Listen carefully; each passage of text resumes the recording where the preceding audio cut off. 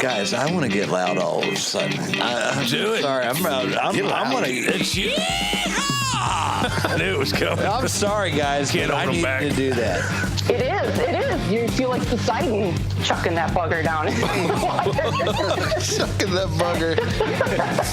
Did you butt out that deer? I did not butt out that deer, but the next one I get, okay, it's getting its butt out. Is that little Stevie out here in the back? Drobop. Bow drop, I'm sorry. Drobop. Hello. Stay tuned. I'll be back after my seizure. Every little chipmunk that was running around, everything's dead quiet, and I went like that just happened. I saw what is in essence a nature-gasm. Good evening, everyone. Thank you for joining us around the Sonic Campfire tonight with the Rutten River Pursuits podcast. I'm Steve. I'm Will. I'm Ryan. I'm Catfish. This is Dave. And tonight we have the host and co-host of Say it. Pocono Outdoors Guy. Yeah. Nice. Yes. Hey, guys. George here. Hey, George. What's up? Josh here. Josh. And Rut and River Pursuits. You believe this, Josh? I'm very excited to be here. Yeah, I'm we're a fan excited. of the show. Absolutely. Awesome. How are you guys? We're doing great. How about you guys? Loving every minute of it. Never better. Yeah. Never better. Every minute of it. Got the winter blues here. Our ice is melting faster than we can get out fishing, and spring's a little too far away to throw whopper ploppers. So Right. Ain't that the truth? we're in that little gap where Do you we're guys all have- jonesing. Yeah, you guys still have ice up there? Yeah, actually, a lot of our ice is holding up really well. A lot of the rub it higher in, elevation Josh. lakes are 9+ inches still. So I guess, do we have to go and say, these guys are from the Poconos? No. Yeah. I mean, you don't have to. I guess not. It's a little self-explanatory. It's a little piece of heaven of Pennsylvania that stays cold. Yeah. Yeah, something like that. They have other words for it, too, but that's okay. People are water skiing all over Pennsylvania, and they still have ice. Yeah. Ice and bears. I got to tell you, I want to do this show, but I want the catfish voice. If you're going to do an outdoor show, you got to go out and have that catfish voice. It's perfect. It is perfect. I love it. It takes me 3 shots of wild turkey and half a pack of cigarettes on the way here. So you didn't clue us in on that one. It's been I earned it with some injuries and some rough life, but Okay. it's crazy because when I wake up in the morning, I sound raspier than this. And late at night when I come here, I sound pretty raspy. But when I x-ray little old ladies midday when I'm awake and all caffeined up, it does go down a tone. Does it? Yeah. Well, it goes, Hold your breath. It goes down and up an octave. And up an octave. Nobody wants to hear, hey, Mrs. Smith, take your gown off. I'm about ready to do some. Especially Mrs. Smith. Hold still. All right, so Pocono Outdoors Guy. Yeah. YouTube channel, right? You guys, a lot of awesome footage hunting and fishing. Before we get into YouTube, tell us a little bit about each of you. I don't care who goes first. Surprise us. I want George to go first. Okay, George, you first. Yeah, I'll go first. Yeah, well, I've been fishing my whole life. It's something I always grew up with. I grew up in Philadelphia. All right, George, your time's up. Okay, Josh, Come on, that was boring, right? give him a little bit longer. I'm sorry, I didn't mean to interrupt. Go ahead, George. Nah, no problem. I grew up in Philadelphia, so, we started fishing when I was young in the Delaware River and stuff like that. We would hit the Poconos on family vacations when I was real young, so cool. Got a taste of the lakes and the little pickerels and the bluegills and stuff, and as you get older, you go for bigger game. Now my biggest passion is probably the big fish, the striper, the salmon, steelhead, lake trout, anything big, but we'll go after anything that swims pretty much. Yeah. Very cool. Yeah. What's your story, Josh? I was born in the UK. I lived there till I was about 7. No way. Aunt Glasgow Jr. Yeah. Right. So then I moved to the Poconos from there with the family. That's where I got my first taste of fishing. Very much so casual, worms under a bobber for whatever bites. Sure. From there, I moved that to Willie Canada. style. Strike indicator. Strike indicator. And from there, I moved to Canada, and that's sort of where I learned that fishing could be a little more than a hobby. I mean, obviously, people up there take it a lot more seriously. I lived there for a while, kind of picked up on that culture, and ultimately moved back here, and I'm applying what I learned there to here. Nice. So we were talking earlier about Drop shots on a stickleback. Yes. That's not after that. Yeah, after that. Yeah. We were talking earlier about some carp fishing videos that you had made, Josh. And that's not typically something a lot of people fish for in Target in Pennsylvania. Right. At least, especially don't record it. Yeah. But you're catching some monster carp. That's very popular in Europe, right? Oh, it's the bass fishing of Europe, really. Yeah. It's their game fish. Wow. So is that kind of what attracts you to that, or is it just you just want to catch big carp? To be honest with you, I'm kind of a sizist. I don't really care what it is, as long as it pulls hard and I can push it out real far towards the camera and make it look like it's 100 pounds. Yeah, I like Josh. He's got the same exact mentality as me. If it can bite you and you can make it look big, hard, I'm all for it. Yeah. Well, I'll tell you how we started filming that. If you go back, probably about 2016 early, we had that big drought here in Pennsylvania, and they were letting the lakes down. So they let the lakes down about almost 25 feet. Well, the docks were sitting on dry land. I couldn't even get my boat in the water, so I'm filming there all depressed that I can't get out and striper fish. And Josh calls me up and says, "How about we try for something big from the shoreline?" So he got me into carp fishing, and that's how we kind of started following that. There's a lot of people that have misconceptions. If you've never carp fished. I never have. If you've never carp fished, like I used to carp fish at Racetown whenever we were in high school because it was just an easy place to go up to that. It's and throw lines out and put the rods out and you don't have to touch them. You don't have to do anything and just wait. And now they have electronic, where you put the rods down, electronic beepers, the smallest strike and things like that. But if you've never actually carp fished, you're kind of missing out. It's not bad. They are an extremely hard fighting fish. The only carp that I ever targeted and caught, I put 3 pieces of corn on a bare hook, but I had it on the end of a bear hook. It's you use it for bear fishing. Yeah. And I caught this carp on a fly rod. Whoa! I was actually fly fishing up in Racetown. Yeah. Just, pulling bluegills and stuff. You were bait fishing with a fly rod. I was bait fishing with the fly rod. Exactly. Yeah. Oh, man. But, I've been fly fishing, and all of a sudden I see these giant fish in there, and my dad's like, "Oh, those are carp." I'm like, "Well, watch this." And I put a couple pieces of corn on a bare hook. Yeah, when we were kids in the Juniata, the Wade and the Juniata, they would swim through your legs. I mean, there was nothing to see 10, 20, 30 of them together in a pod. I guess carp swim in pods, and if they done them from now on, it's definitely pods. It's a pod now. Mm-hmm. Pod of carp. Yeah. Josh, I'm totally with you. I didn't mean to interrupt, but you know what? If you have not targeted carp, and because people are like, "Oh, carp suck, you can't eat them," whatever, you're missing out. I'd like to say, in my opinion, and this is probably an unpopular opinion, but in my opinion, they're probably one of the best game fish in North America. I mean, they don't taste good. They're really only good for catching. They pull like crazy. They're not particularly hard to catch. I mean, once you got a pattern figured out, chum them a little bit, it's really not hard to catch them. I mean, I think they're a great sport fish. We've had them down on the Susquehanna right in the evening when like the mayflies come out, the mayfly hatch. We've actually had carp come up and hit like small rapalas that you were bringing in fast. Yep. They believe it or not, when you see fish jumping on the river, and Josh, tell me if I'm wrong. Does this happen in the Poconos? Like people are like, "Man, that was a big bass." Like there's just a lot of jumping. They're carp jumping. Huh.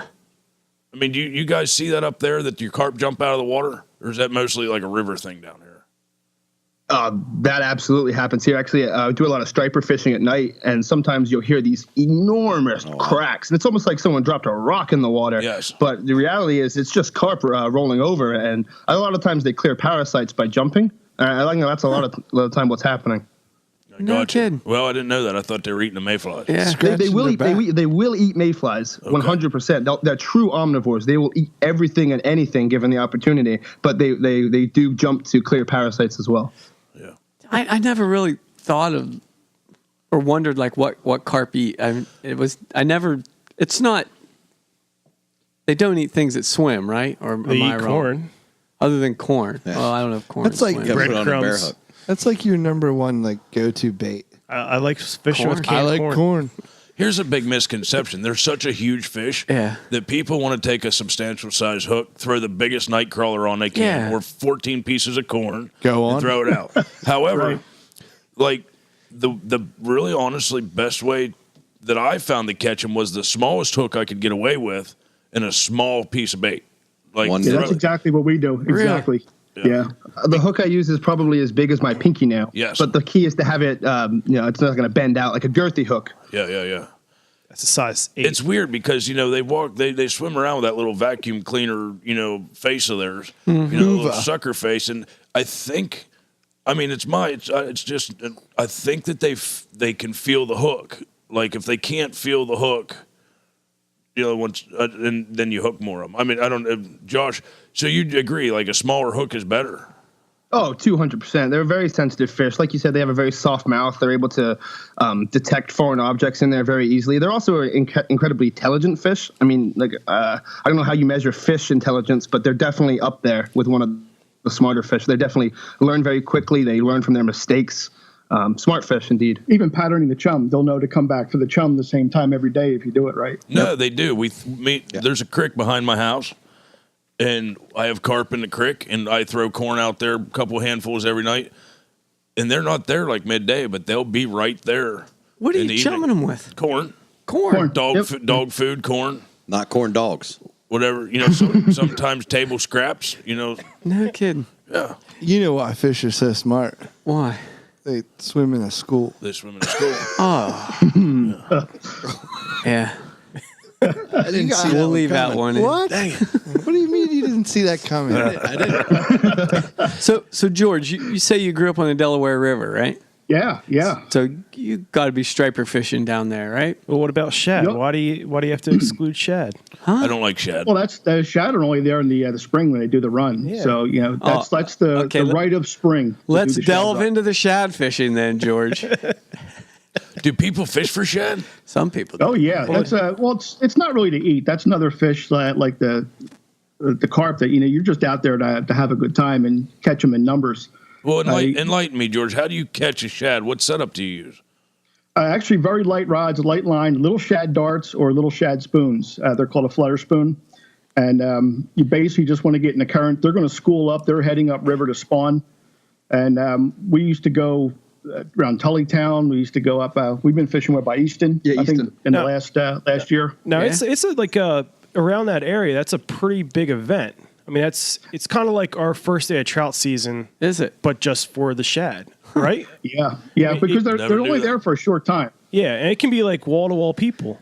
Well, what kind It can of be. what kind of shad are we talking about? Because I have enough shad in Lake Mead that it'll block out the sonar, but they won't bite nothing. Are they the same I shad? think are they hickory shad down there? Yeah, there is hickory shad that run up with the American shad, but the majority of the people out there targeting are American, and they can get really big. I mean, I don't want to misquote this, but I think they can get up to 10 pounds. Whoa, that's amazing. I've never. The average size is like 3 or 4 or 5, maybe. Yeah, we got them up around 3 and 4. Yeah, they were good. There were some good size ones, Well, but they shad, fight really hard, and they're in current too. So they're Yeah, they're kings at getting in current and not letting you turn them.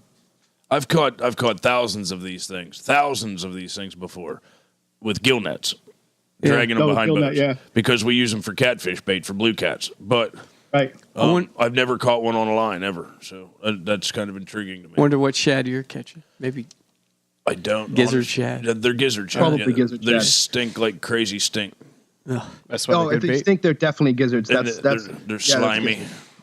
Is that enough shad talk for you there, DK? That's a unique fishery in the Delaware that I figured most people would not know about. So I wanted to I'm glad you enlighten brought our it up. listeners. Touche. I didn't know about it. Yeah, right around I'm early glad you're April. here, bud. That's It cool. depends on water temperature, but early April, that's kind of the thing that everybody looks forward to. If you told me that you spent money on gear to go catch shad, I'd laugh at you because I had no clue people did it. Well, you're going to spend about $10 because the shad darts are about little tiny, 1/8 ounce jigs that we throw out there. So it's not an expensive fishery by any means. Yeah, you don't need anything fancy. You could go with your trout rod or whatever light setup you have. Shad magnets. Shag magnet. Well, I'll tell you what, you guys get out and catch one. I think we'll have you hooked on that too. That's a real fun time out in the water. And you get what, 40 or 50 a day? Oh, yeah. On a hook. Wow. So It sounds. And you say they fight? oh, they fight really good. Yeah. Yeah, 3 or Really 4 good. pound average. That's Sounds all like right. me and It's Stevie's impressive. got a They call weekend them the, getaway. Yeah. They actually call them the poor man's tarpon because they make the similar runs and they go airborne a lot. Oh, wow. That's right up Stevie's alley. He's poor. And he wants to catch a tarpon. The poor man's tarpon. I love it. It's great. Scratch that off your bucket I list. didn't think he bud. was poor. I know he's cheap. I thought there was a No, I'm distinction. poor. Oh, sorry. That's why you're After you so ask cheap. him, yeah. He's just stiff core when it comes to spending money. Man. Yeah. Poor man. Yeah. That's great. No, that it sounds like we're going to be heading up your way in the spring. No, not up there, way down east. I'm pretty east. This isn't a Delaware. Yeah, Delaware. The Delaware River. I, Unless that runs through the Poconos. I thought that was up. Yeah, it's not too far, down by Easton there. Okay. Is there shad in the Poconos? I don't think they run this far because they'll hit the Lehigh and they can't get up the dam from the Lehigh. They can, I think, run over the Delaware side, though. Yeah, they do push through. We have lesser shad like alowives, and there's a few lakes in the. I think there's some lakes in the Pocono with gizzard shad too, but we don't have like the big game shad. Gotcha. This is like Shad talk with Pocono Outdoors Guy. What did you ask him earlier? What you were asking about steelhead or I wanted to know about stripers? striper I'm going fishing. straight for Stripers. we're going straight for the striped That's bass. Steve's thing, right? Steve, you like the stripers. I love the stripers, but no, Yeah, I've that's never fished my the thing. Delaware. Have you ever told these guys about the pier fishing that we went on? Did you guys hear? We a pier have like fishing 45 story? minutes. You could tell them a story. I'll tell you that off the air. Well, you just listen, just like randomly pick an episode from last April until this past Till December. I think you and mention it every other You'll podcast. probably hear the story. That's all he but yeah. I don't He want. still didn't buy a pier net. I have a pier. He can't let it go. How is the striper fishing up in the Poconos? Well, where we are, we're right by Beltsville Lake, and it's a pretty good sized lake. Not as big as Raystown. It's only about, 7 miles long.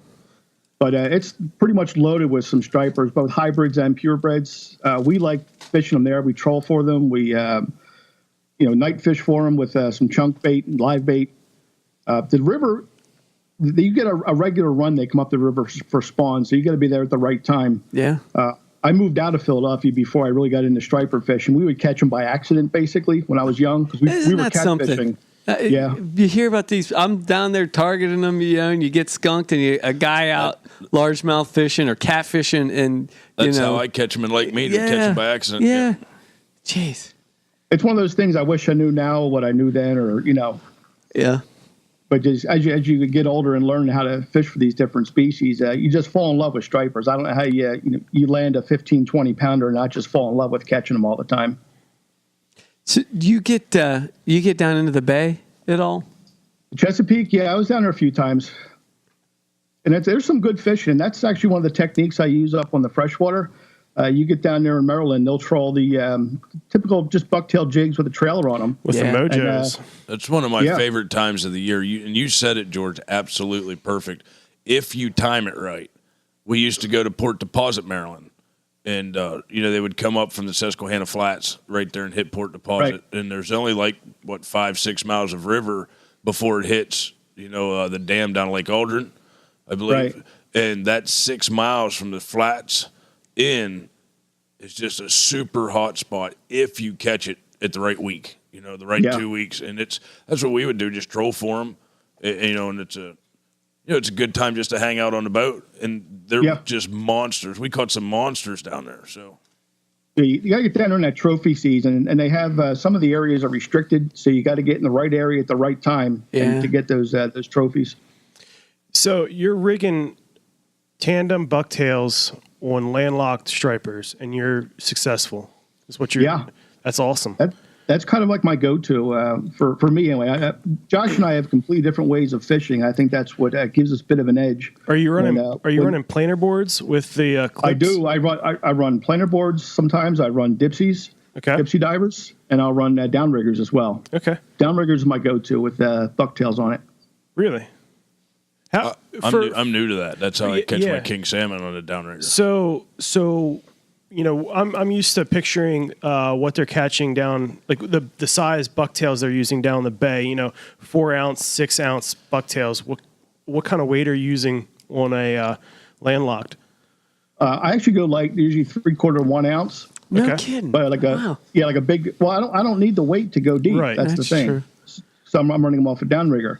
Now a lot of the guys in the Chesapeake, they'll run like lead core and wire down there to get the depth. Right. But you run a downrigger, you don't have all that hassle of wire.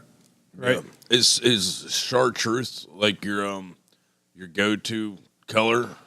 For me, absolutely. Yeah, I'm just guessing. He's a madman for the chartreuse.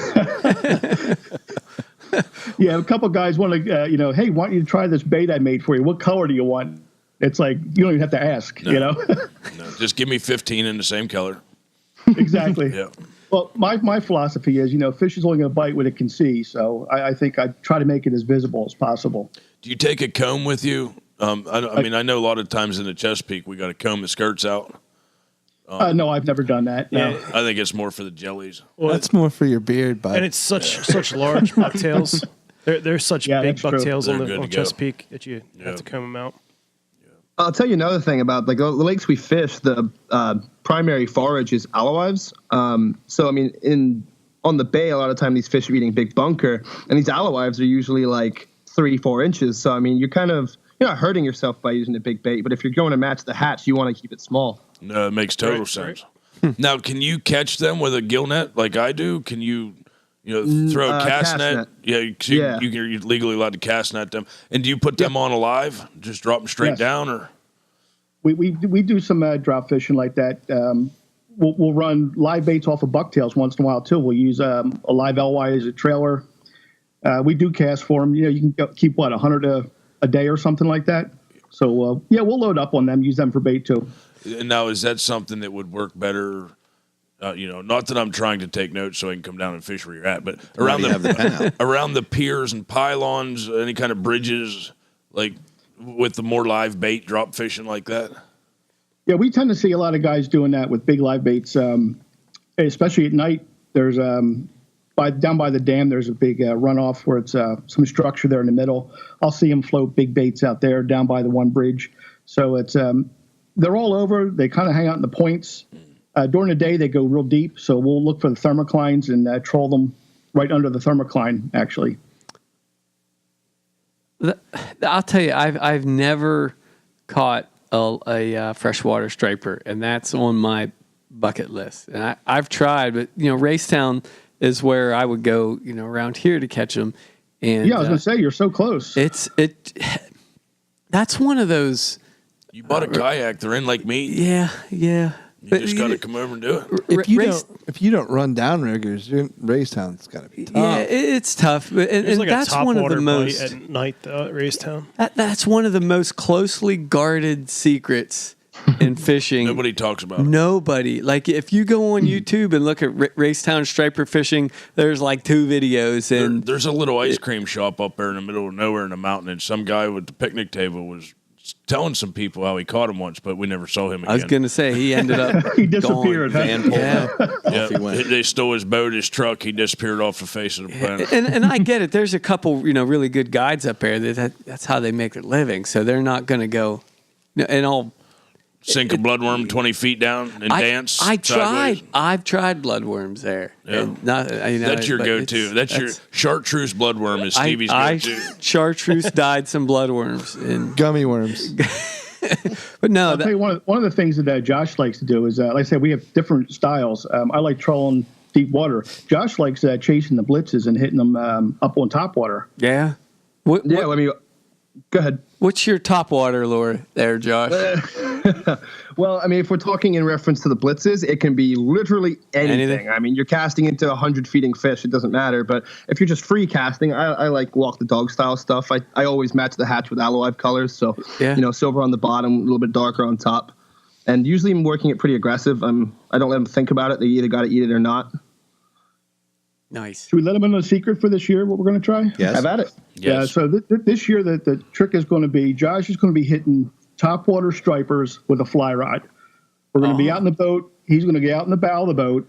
We're going to see them blitz. I'm going to run in full speed, put the brakes on. Josh is going to toss a fly in the middle of the blitz and see if we can't get one of those on a flat rod. That'll be awesome. Yeah. Yeah. So that's our plan for this year. Wow. Well, good luck. If you need anyone to go behind you after It's funny after your cast is over. Crazy you said that. I was sitting here You guys are daydreaming working when with he said that about our plan for Rutten River this year is to all go wet wading at the Susquehanna, to also topwater fish, to catch a fish so Stevie can push us over to throw what we're throwing. That's the best way to learn where the fish are. Is call just it the wait for Stevie- someone to catch them and Stevie while they're blitz. unhooking, short drift them. So let's talk a little about your YouTube channel there, fellas. Yeah. Clue us in on that. Well, it's something we started. Actually, I started it probably about a year and a half ago, just kind of for fun. I was out catching stripers, and I always want to do little videos. So I put a couple videos up, and kind of a shock to me, people started following it and subscribing. I was like really surprised. So Yeah. it's just something that kind of built on its own and kind of evolved. And like I say, we're up to several hundred subscribers now and quite a bit of views. So it's we're just going to keep it going, doing our best. And we're just a couple guys out fishing, having fun, and just keep doing what we're doing. So You shouldn't be surprised at all because, I mean, it's good stuff that you're putting out. That's why people are liking it and subscribing, all that stuff, and commenting. Well, thank you. We really appreciate that. Good content for sure. yeah. I appreciate Yeah. that. Did you start out with like a typical GoPro or were you using, what equipment were you using? Actually, I bought one GoPro and I had a Canon video camera. And I think I got about 7 cameras right now and a drone I'm working with. Holy bucket. That camera gear can be addicting, can't it? It gets expensive too. Yeah. But I think it's one of those things, if you're going to do it, you're certainly not going to make money on YouTube unless you're, making clickbait. And that's not where I want to go with it. It's just making good content. When we were younger, and I don't know how old you guys are, but, when I was growing up, if you didn't have your dad that was fishing or a guy down the road, you had to learn this all on your own. Yeah. So nowadays we got like YouTube where you can pick up tips and get these young folks involved in it with a good head start. We didn't have that when we were younger. I couldn't agree with you more. I mean, this is my first year ice fishing, and Stevie helped me out a little bit and showed me around. But we went out one day, and unfortunately, we didn't catch anything. But We got the skunk. But I was excited about it, so I just got on YouTube and just watched as much content as I could find on different things about ice fishing, and it's just so much out there, and you can learn so much information quickly. Yeah, I think it's important at least get rid of the stuff that you're not supposed to do. One of the things we're doing, like heading up Lake Ontario, we want to try some brown trout. Well, first thing you do is go on YouTube and see how do you catch brown trout, so you understand what the people are doing, have at least a working knowledge of how to start. If you just said, let's go to Lake Ontario and catch brown trout, what do you do? Yeah. Yeah. So it's, Worm I think and it a gives you, exactly. So I think it's a tool like anything else. If you can use it, entertain people, give them some education and a good starting point and have some fun doing it, it's a good venture. Right. So how do you guys walk that line between, because obviously you want to fish, you want to keep these spots somewhat productive. How do you walk that line between spot burning every time you make a video but still producing something that's high quality and educational? It's not easy. Yeah. Well, like I said, we have a lot of cameras out, so you see multiple shots, so that multiple cameras help. We do take a lot of time to do the videos. It is hard, especially when you're on a lot of hot action. So you're trying to hold a rod in one hand, steer the boat, and hold a camera up at the same time. It gets difficult, but I think we look at quality over any kind of quantity. We want to make sure we put out a nice video that people want to watch through the whole thing. So it's worth putting the time in and do it right. And of course, a lot of editing work behind it. For a 20-minute video, I probably got 20 hours of editing work behind it. And to the point of keeping spots unburned, it's tricky. It's a fine line to walk on. But my goal, or what I strive for in that aspect, is I don't care if people take what I know and use it to go catch fish. Like, that's perfectly fine. That's sort of the point. Yeah. But at the same time, what I don't want is people to see me doing something in a spot, then go do it and destroy the population. It's okay on big water, but you start talking smaller bodies of water with limited populations, you got to be more careful. It's not that you don't want to show people. It's that a lot of people aren't responsible enough to take care of the fishery.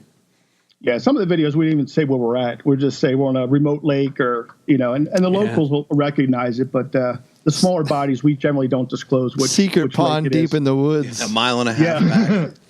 Oh, you seen that one, did you? That's why we have nicknames for everything, like Wounded Knee. Yeah, but it's just something we enjoy doing. So it's we'll be out fishing anyway, so we decide to just bring the camera and try to produce some good video along the way.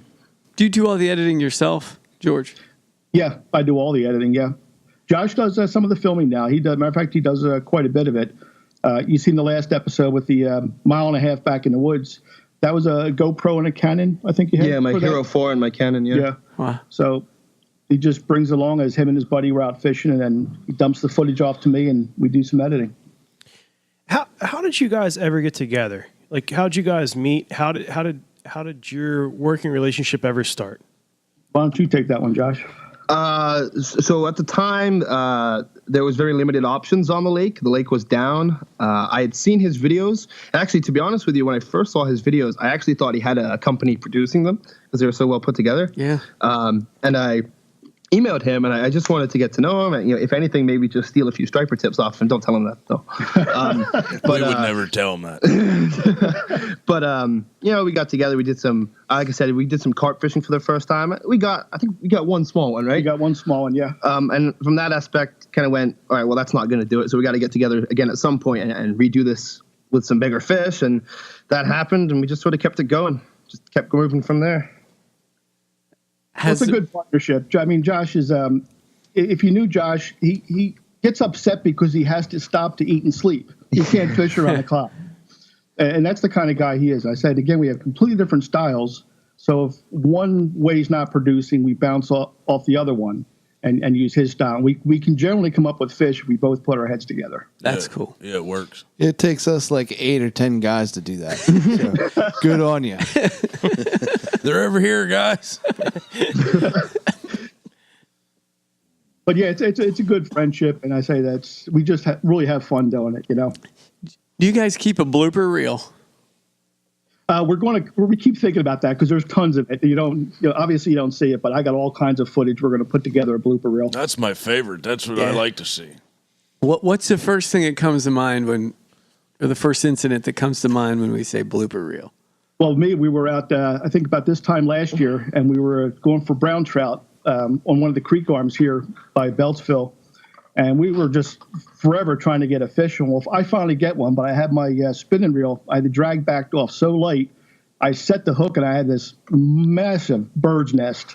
And I ended up having to hand line this stupid little fish in. And it was really small. But I actually put that in the video. I just make fun of it. It's all in fun. Yeah, that's one of the nice qualities about your videos. Like there was, I think the one of Josh ice fishing. And I think he missed a tiger muskie or had it. I forget how it happened, but quite upset and then fell by the hole also. And he just left that in. So, I like that. It's great. It shows. No, I don't think he was laughing. That was he wasn't laughing. He was quite. I'm sure he kept his composure because he was on camera. But yeah, it would have done differently if it wasn't there. That's for sure. And in terms of my bloopers, I end up in the water more than I probably should. I often take, little dips accidentally from time to time. Accidentally? Yeah. We were actually filming a night show for big stripers and big catfish, and George was hooked up on this giant. It was we didn't weigh it, but I would bet it was a 20-pound channel. And we got it in, and I think, was I trying to land it? Or you went in. We were on a pretty rocky, steep. Yeah, it's like a slate bank, and it's almost straight down. There's nothing really to get a good footing. And I went to grab this big catfish, and foot just slid right down the slate, and I was, thigh deep in the water. But a quick edit, and that disappeared on film. Oh, man. There you go. Well, Well, didn't you have was that you that we were peacock bass fishing in Florida? And did you almost fall in the water? Monster Mike, he dove in to grab my. Oh, that's right. And then he fell again. And then he fell again. Okay. Yeah. What was that? I ended up. That was a small one, though, wasn't it? No. That was. No, it was the. I think it was pushing 3 pounds. That was a 2.5 pounder. Yeah. It ate a 3 pounder on the way in to the bank. I couldn't remember. Just saying. No, Will caught that was a 6 pounder. I can't remember. We add like 4 ounces to it every time we talk about it. It was over 6. It was a tank. Yeah, we'll cut a 6 pound peacock while we were Next week it'll be over in Miami 7. this summer. Yeah. Well, we are fishermen, right? Yeah. Good point there. Jeez. Yeah, I mean, yeah, we've had our share, of just you get to hear our bloopers now. I think that was a push for us. Yeah. Can people, Well, a couple of us have fallen in this year. A couple of us have fallen off kayaks this year. How many phones have we lose this year? We've lost a few phones this year. Just cell phones alone. We buy them by the 6-pack. Yeah. Yeah, you guys were talking about just musky and ice. I think you guys were saying on the last episode how hard you thought that was to catch some muskies on the ice. Well, until I saw Josh catching them, it seemed hard. Yeah. Jeez. Yeah, I think Josh is kind of like the tiger muskie expert here. Yeah, he's pretty good at it. There's a lake near here that's got a pretty good population of them. I think he's got them pretty dialed in. It seems like it. Josh, have you ever heard of this? There used to be a guy back in the what's the Jaffa Musk Sportsman Show called, or is that what it's called? Yeah, Jaffa. the Jaffa show. Back in Altoona, Pennsylvania, there was a Jaffa show as I was growing up, and this guy would make musky lures with the skirts made out of skunk fur. And I'm not kidding you. And his claim, I'd like to say his claim to fame because people bought them and they were expensive. But his claim was that the oil inside of the skunk hide never, no matter how many times you wash it, never goes away or whatever. The smell of skunk fur will drive muskies nuts. And he couldn't sell enough of these lures. Year after year after year, he would be back. They were like a spoon spinner sometimes, but they had the white and black. Wow. It's like a bucktail jig. Yeah. It's a large inline spinner. Yes, that's what I'm trying to say. Yeah, but it was take that little one we use for trout fishing and take that from 2 inches to 6 inches long, like a big rooster tail. Yeah, exactly. And hang a skunk off of it. Yeah, he made it out of skunk fur. Pepe. Yeah. Now I haven't seen him for a long time. I think he passed away. Yeah, he was an older gentleman, but the guys who still have those lures swear that they're the best musky lures on earth. Now, I might be giving a big secret away there. So if you do happen to hit a skunk on the way home, make sure you carry a clothespin in your truck. Send it to Catfish, and he'll skin it out for you. I will make you a musky lure that you can't believe. You ever hear that, Josh? Yeah. Like I said, I haven't ever heard of that, but if you find out where I might be able to acquire one of those, let me know. I haven't seen them in years, but I know. But then I was never a musky fisherman growing up. Yeah. But the guys down on the Juniata that would throw for them, they every one of them had one, and they all kept them in Ziploc bags. Hey, as winter starts to break, it's becoming skunk. They're drive out. over top of season. Yeah, they're out already. So I saw a possum the other day. He didn't make it very far. So just keep clothespin and a shovel in your truck. Pull up them hides when you get a chance. I wonder how many lures you get out of a skunk. 4. Four lures per skunk. It's 4. Man, he must have been. That was a quick answer, bud. Yeah. If you can get somebody up there to make you one of those and it works, please call us back because we'll let you know. I would Starting a business here. That's not like an oolie hunt. That was a real thing. Yeah. That guy was. You guys are you guys are by the Susquehanna. You guys go out there for the tigers or anything? Stevie does. Stevie does. Yeah. Not intentionally. Yeah, we You guys want to hear a really great muskie story from the Susquehanna? Oh, Yes, please. yes. Please keep me from telling my actually- musky story again. I was actually I was out flathead fishing. We timed it really poorly. The the river level was unbelievable. I think I was using like a 7-ounce sinker, and it wouldn't hold bottom. It was just ripped Good away. The night. current was unbelievable. I call that Thursday. And there was this tiny little eddy that I managed to find, maybe 10 feet of slack water, possibly not even that. And I had this giant sunfish that I was using for bait for these flatheads, and I simply took it out of the bait well, put it on my hook, and just set it down in the water for it to catch a breath before I whipped it out there. And the second the bluegill hit the water, this massive swirl, and just about had I didn't even cast it. I just put the bluegill down. And this 41-inch musky just about ripped the rod right out of my hand. No kidding. And, they're aggressive when they decide to kill something. They're on it. They're like a missile. Without a doubt, yeah. So you landed it, Josh? Oh, absolutely, yeah. I got some. I got pictures up on my Instagram. Actually, there's a short video clip of it, isn't there? Yeah, that's a short video. And it was the first time I'd ever caught a muskie at the Susquehanna. I know there's a decent population there, but typically when I make the trip, I go for flatheads. Yeah. But it was such a. That's a moment I won't ever forget because I hadn't even cast it. Simply let the bait breathe for half a second, and it was eaten. I know a guy. If you want to come back down and go out, we can. I can actually show you this place called Wounded Knee. It's a bit of a secret. It's a secret location. But it's a good place to fish for flatties. However, Josh is absolutely right. I was with a local guide one time, and we were fishing for flatheads, and he actually caught what probably would have been the state record brown trout, which is weird in the Susquehanna. Yeah. Whoever let it go or whatever the case may be, it actually ate a 6-inch sucker.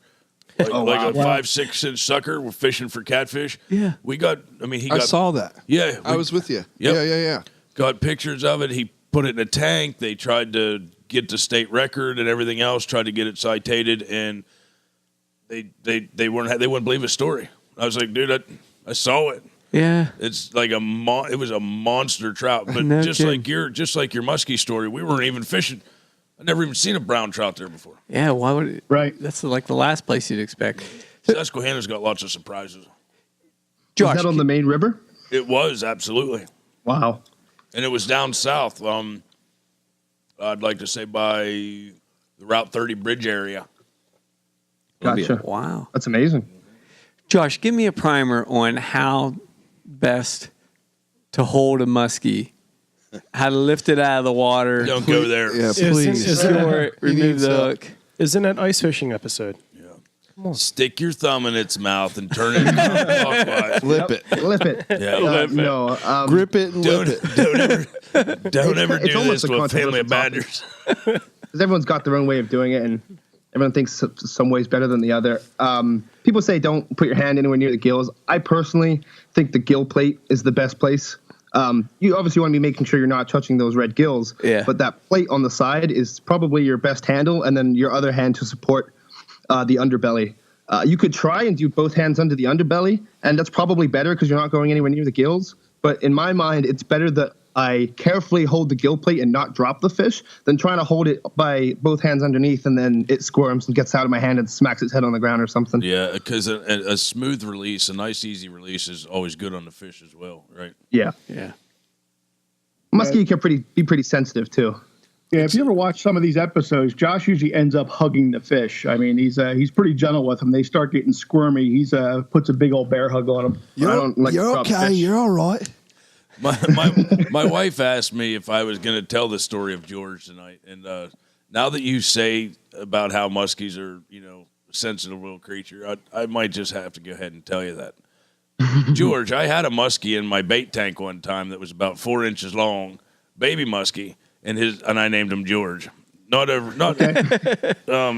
Coincidence. It is a coincidence. I was actually naming him after this very stubborn guy at work, but all as I did, because my bluegills needed the water change, like he was in my bait tank. Yeah. And my bait tank back then was a couple 100-gallon a glass tank that was custom made so that it looked like a giant fish tank.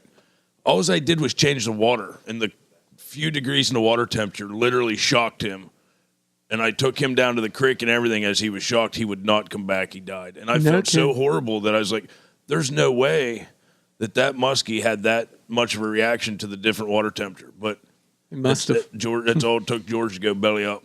I was tapping on the glass. No, George. No. I had Not you on my watch. I had you for like 2 months. Come on, buddy. Yeah, I actually caught him. In a seining net, believe it or not. Yeah. Yeah.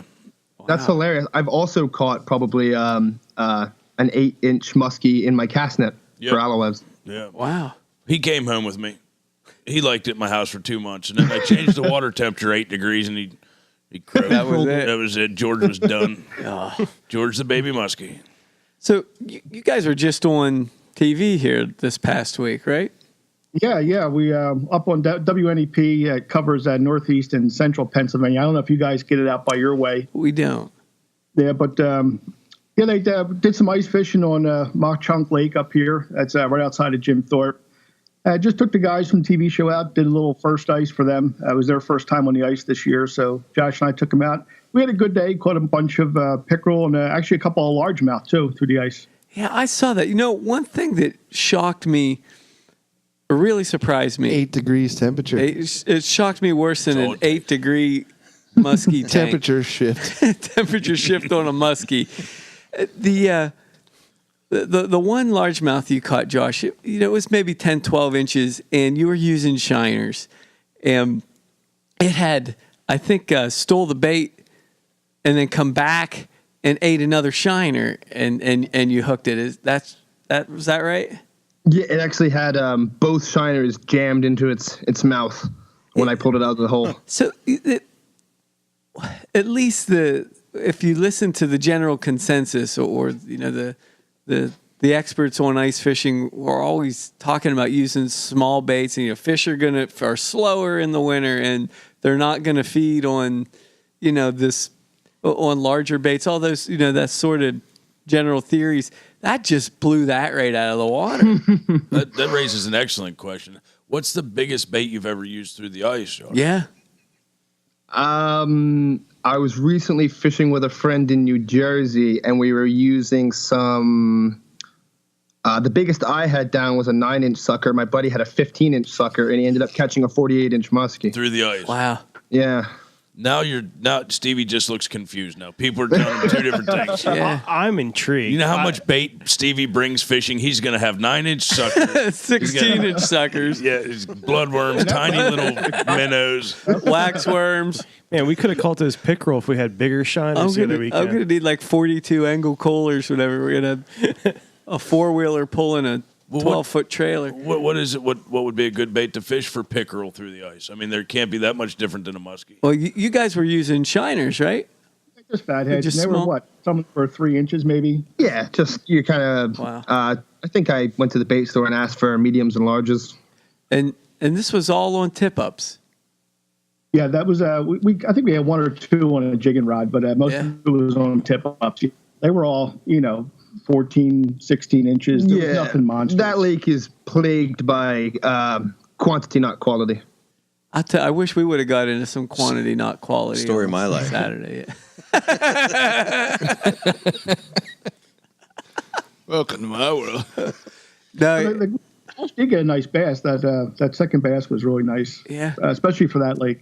Yeah, they actually have a big bass program on that lake, and it encourages people to keep bass only over 15 inches, which is actually a complete travesty for the lake. I mean, it's no good. I mean, it just encourages people to keep the big breeders so all the small ones thrive. It's actually kind of an absolute failure. So there's a lot of 10-inch bass in there. Most lakes that I've fished at that have that program, you catch a ton of 10 to 12-inch bass.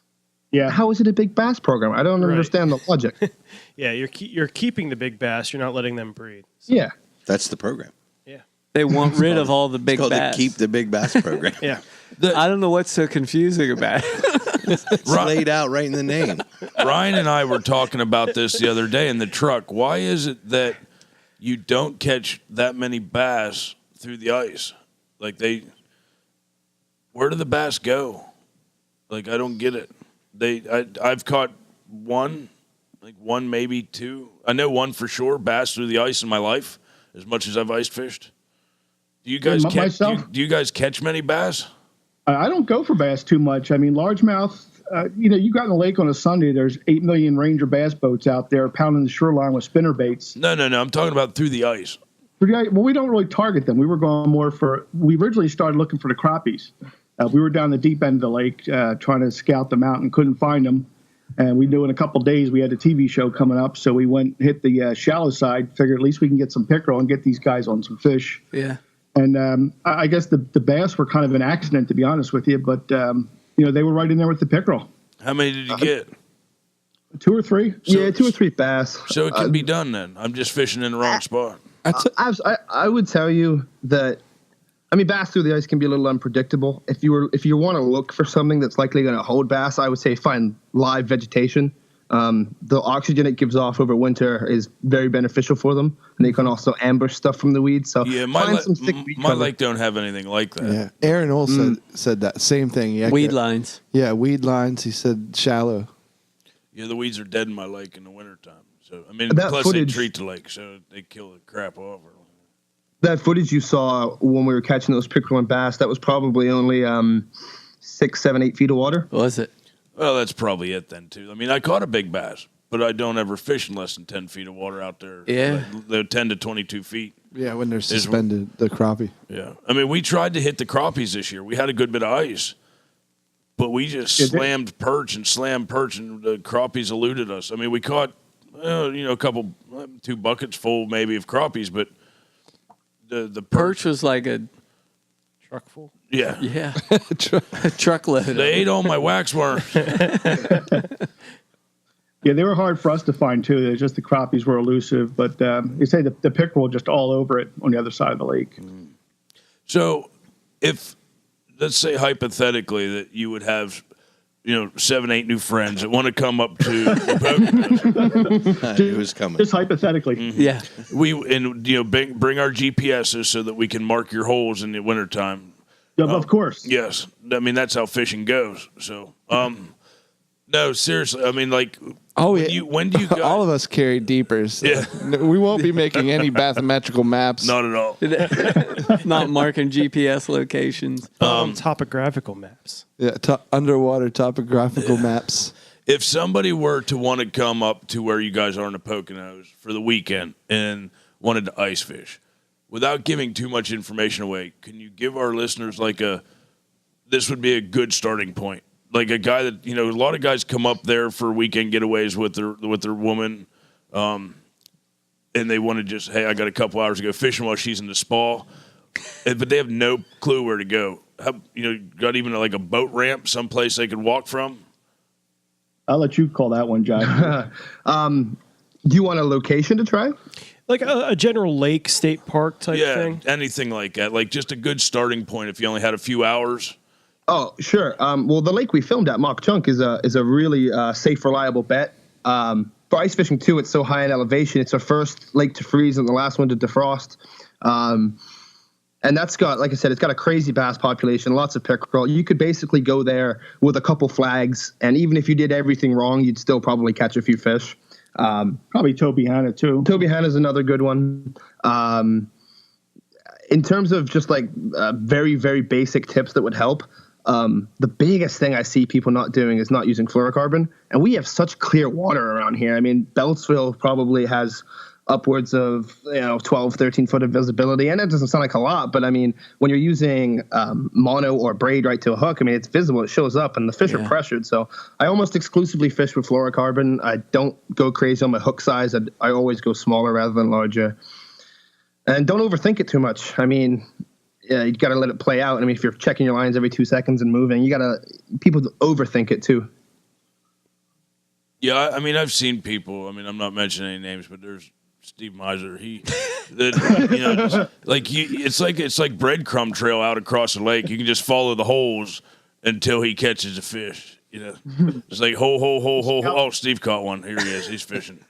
No, I'm just kidding. But we've drilled quite a few holes this year randomly looking for crappies, and sometimes we do just overthink it. We just sit down on a bucket and chill, and I know the perch move around anyhow. I mean, so. Yeah, we found the secret is when you really want to get a fish, you stop and go make lunch. Yeah, start cooking. Yeah. start making some soup or something like that, all the tip ups start going. No, it's true. It's the way catfishing is. Anytime you Sounds do good to anything me. but sit there and watch the rods, they go nuts. Yep. So I just keep handing my rod over to Ryan, and he reels them in for me. I remember That this. seemed to work for me. you started to mention a good little topic there. What's your go-to to eat on the ice? Like you guys said, you make some hot soup. dogs. Do you what else? Do you Canned like? soup, yeah, just canned soup. Something warm when you're out there. Well, I'll tell you what, George, we'll be bringing our food then. Yeah. Thanks a lot. Well, we can always have like a on the ice fish fry if you want. There you go. We made hot dogs for years. Little tiny, tiny grill. We made hot dogs and brought like cheese whiz out, ketchup bottle. There was a guy. What do you use? There was a guy in What the do you ice. use to cook those hot dogs? Just a little tiny camp grill. Just one little burner camp grill and a skillet. Okay. Little- You ever see those Mr. Heaters? I have Buddy actually. Yep, heaters? yep, I have actually. Yep. There's actually my buddy Steve. So credit to him for showing me this. Just the other day, the front heat cover on those Mr. Heaters can be popped out, and if you put them back on upside down, it actually sits perfectly flat over the heat source, and you can cook all sorts of stuff on top of it. No You kidding. just blew my mind because I have a double buddy heater just Oh, like yeah. that. There's some up there. Flip that grill Grab around. one. That's awesome. That's a great idea. Great tip. You need to make a YouTube video of just that. They'll love it. Yeah. Be careful what you wish for, Cook hot dogs with cheese whiz on them. Philly cheesesteaks. Yeah, or there upgrade you to go. corn dogs. You'll be even better. So tell us a little bit about your sponsors. There's a few that you mention every time on your videos. Well, Deeper, of course, is probably our biggest one. I believe you guys work with Deeper as well. Yep.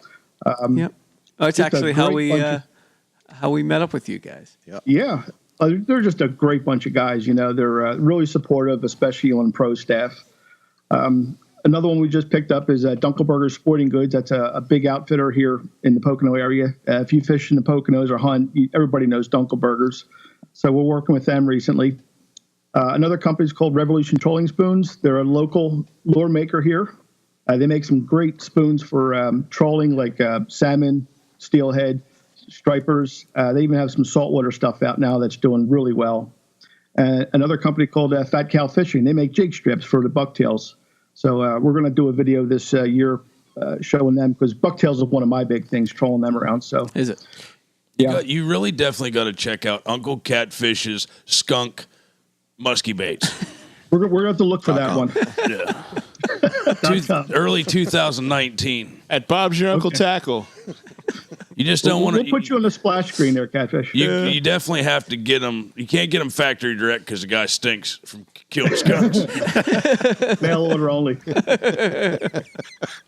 So, was that Fat Cow baits you said, George? Yeah, Fat Cow Fishing Fat products. Cow fishing product. And that's the trailers for bucktails. Yeah, they make these. They're synthetic. They're not the cow hide or anything. They hold the scent real well. They even have a product out called jigging gel, which you can put on your jigs as well, and that really puts a nice squid scent in there. That sounds like it'd be great for flounder fishing. It is. They do it for flounder. I like them for the stripers. Like I say that's my thing is the bucktails with a big old trailer on them, and they just work really well. Cool. Oh yeah, we'll have to. I'd love to try them out. You can get my address at the end of the show. So. Okay. Go ahead and give it now. Well, we'll bring some out to you when we fish Raystown. How's that? Perfect. So you guys will be at the Great American Outdoor Show with Deeper. That was going to be right? my question. I heard they were going to be there. Yeah, absolutely. The show's running February 3rd through the 11th. We'll actually be at the show the 8th through the 11th. And we'll be at the Deeper booth as well, working with the folks. Awesome. Have you guys been to the show before? Years ago, I was there. I haven't been there recently, so I'm looking forward to getting back. I was there last year. Were you? Yep, it was. It's amazing. It always is. Yeah, it's a good show. I know we're going to be helping Deeper off and on throughout the week. Yeah. I'm heavy into the show the first half of it, but it sounds like I might have to pop in there at that second weekend. It's a little tough. My daughter's birthday, my wife's birthday, then Valentine's Day's right behind it. So, Well, you can make it up on Valentine's Day. Let's go that way. We're celebrating Valentine's Day the weekend after in our house. okay, that's a good plan. I'll play this episode for my wife, and I'll be there. All right, Just perfect. tell her to call. Yahtzee. Well, the show's not during Valentine's Hey, I know Day, a couple of guys that can get me in somewhere with a heart-shaped tub, right? These are the Pocono Outdoors Guys. Come on. You know, that's the first, when anybody ever says Poconos, that's the first thing I think of is that those billboards or flyers you used to see with the heart-shaped tubs at hotels. Don't ask why. Anyways. We won't ask.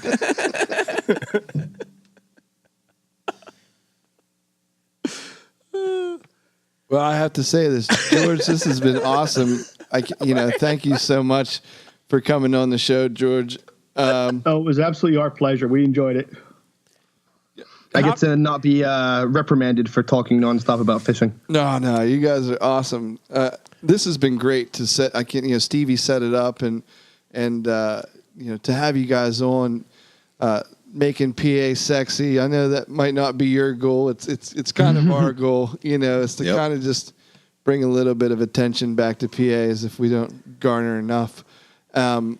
Where can they find you guys? If people are looking for you.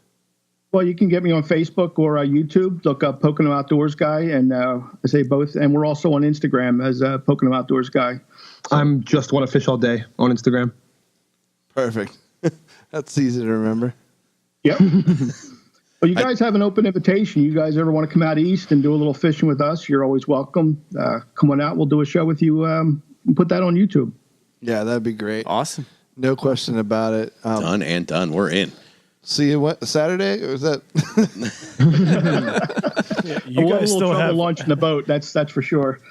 Yeah. No, we'll definitely hook up. After we'll make some plans offline here. That'd be great. We'll wait till the weather breaks and we'll bring a whole armada up there of flat bottom john boats and kayaks up your way. That sounds awesome. Yeah, we didn't even get into any of that with you guys. There's going to have to be a part 2 here. So I was just going to say that. Works for me. Yeah. Yeah. Cool. Well, guys, hey, I appreciate again. Thanks again for joining us tonight. Thank you. Well, thank you for having us. We really appreciate it. Our pleasure. Keep it up. Keep up the good work. Ryan, We'll do. You too. where can they find us? Well, they can find us at rutandriverpursuits.com. And on that website, you'll find all the information you need. You can check out the podcast on iTunes, Google Play, Stitcher, CastBox. Check us out on Instagram. At R2 Pursuits. And Twitter. At R2 Pursuits. Don't forget the YouTube channel. Check us out on YouTube at Rut and River Pursuits Podcast. Later. See ya. See ya. Rig 'em weedless.